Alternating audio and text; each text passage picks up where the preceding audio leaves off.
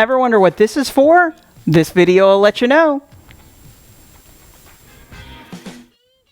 So dapping is the process of using a dapping block and dapping punches to make hemispheres out of metal. An important thing to start with is a nice round blank that you can either saw cut out or use a circle punch or something like that. And you want to make sure that the metal that you're going to be forming is annealed and cleaned. So again, this is copper that I've punched out and annealed, pickled, cleaned, and prepared and everything for doming.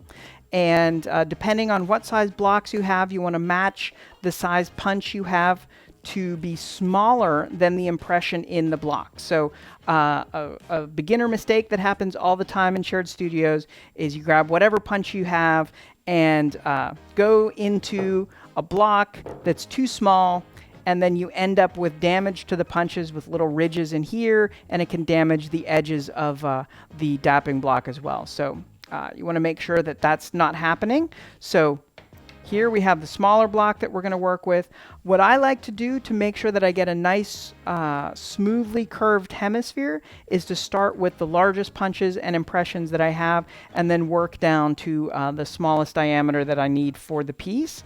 So these little adjustments really will make a difference in the end. So you want to make sure that that circle is centered in the piece, and that when you're using the punch, that you have that centered as well, because even from the beginning you get a little bit off center and it's tough to correct it as you go. So with any stamping, you want to make sure that you have eye protection, because sometimes little bits can break off from the top part of the stamp, and you line that up and stamp straight down until you hear a slight kind of change to where the metal is sandwiched between the punch and the block. So depending on what you need to do, a slight doming might be all you need to do, or if you need an additional curvature to it, and you want to work down with smaller and smaller punches to get smaller and smaller hemispheres. Again, centering it in the impression with a smaller punch, straight up and down. And you want to watch again that you're not hammering too much and getting a little indentation in your dome as you pinch the metal between the stamp and the dome. And if you don't have sort of incremental stages, like at this point, if I was going to keep dapping here, I'm going to start damaging the edge of the metal here. So hopefully you have a different block with enough sizes, or you can go in with slightly smaller punches and hammer on your blank and get it to curve in just a little bit. For the sake of time, we'll look at what's available in this other block. We can still fit this here. Go in with a smaller punch.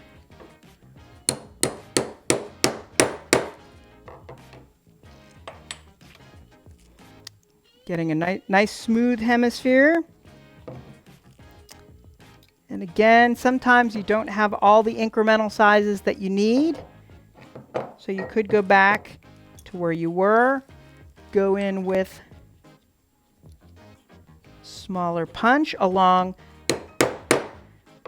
kind of the outside. Now, if you're going to trim this later, it doesn't matter if you have a slight scuffing against the copper.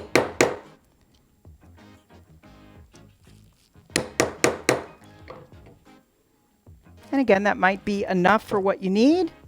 Let me just do that just to kind of demonstrate. Again, you want to make sure your punches are smaller than the impression, or else you're going to get some of that damage that happens against the lips there. That wasn't me, for the record.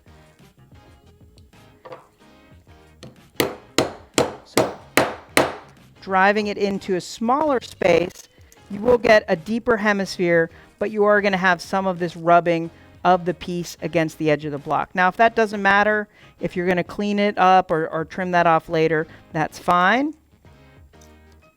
And again, you can sort of round out the upper areas as well to bring that curvature around through the whole piece.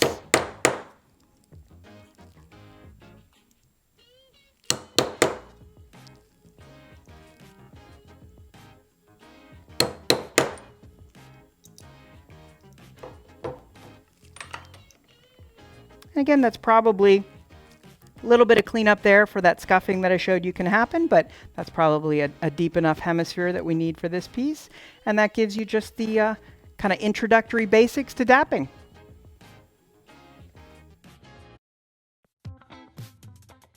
If you enjoyed this video, please be sure to hit that subscribe button so that you can hear from me when I post future videos. Thanks for stopping by.